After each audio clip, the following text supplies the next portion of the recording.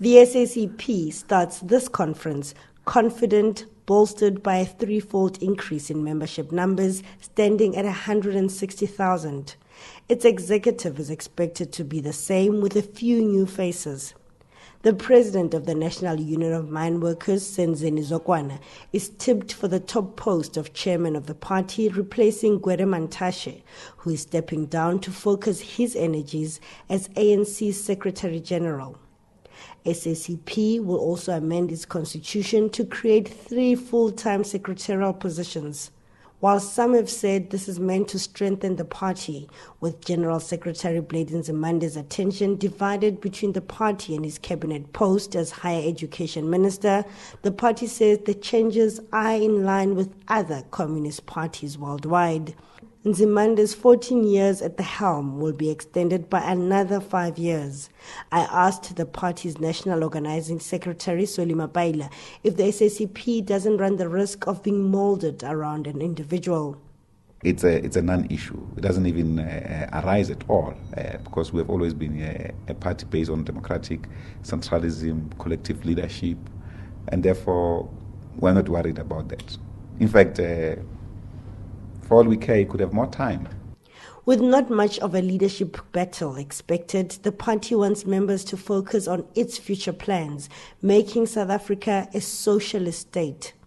The document, titled The Road to Socialism, criticizes the country's over-reliance on unbeneficiated mineral exports, black economic empowerment that it says has given capitalism a black face, and it says government financial institutions have failed to use their rand power to benefit the working class. Under apartheid, you have those parastatals which were focused towards the apartheid program, economic program, but meant for white people. These institutions, we feel they have not been properly focused, so we want them to be focused to meet the national developmental projects or plan.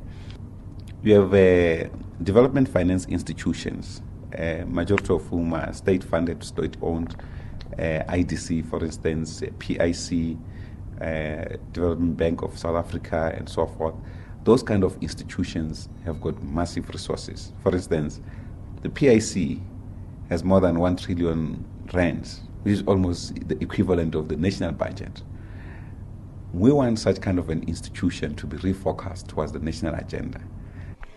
The party also wants the state to play a bigger role in the economy. Some independent analysts like Potros Madlala describe its socialist plans as a pipe dream. Given all the facts that I've given you, such as the BEE, the co-optation of some key SACP members into the ruling party or even to cabinet, so who is actually going to back it up? And also numerically, the strength of the SACP is much to be desired. It's not very much of a strong party. But the SACP has a different view. The reason why there's poverty, there's inequality, and there's unemployment in this country is because of the system of capitalism. It's not because of the ANC government. It's because of how our economy is engineered. It's engineered in such a way that it's a capitalist economy and the state has no role inside that capitalist economy. Workers who are mostly exploited in the factories are not working for government. They're working for private companies. Despite an increasing number of SACP senior members joining cabinet, the party has found itself in disagreement with government policies. It has described labor brokering as an offense against the working class. The party has an ambitious goal to grow to 500,000 members in the next 5 years, planning to recruit at workplaces and finding influence even in key industries running the economy. Mapaila says they are gearing for the future. We're not intending to run for elections now, but we're a political party and we're part of socialism. We're part of power, political power. At some point, the Communist Party will have to contest elections.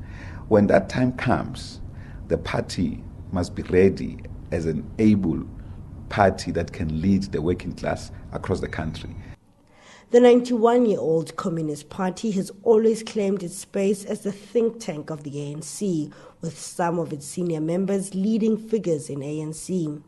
But recently it came under criticism from Deputy President Kgalema Motlanthe, suggesting this role has weakened. but it is criticism the SACP says it's constructive. The Congress will be attended by various people, including President Jacob Zuma, Motlanthe, and Kosatu Zwelinzima Vavi. Vavi has in the past criticized Nzimande for wearing two hats. Mahlatse Gallants, SABC News, University of Zululand, Richards Bay.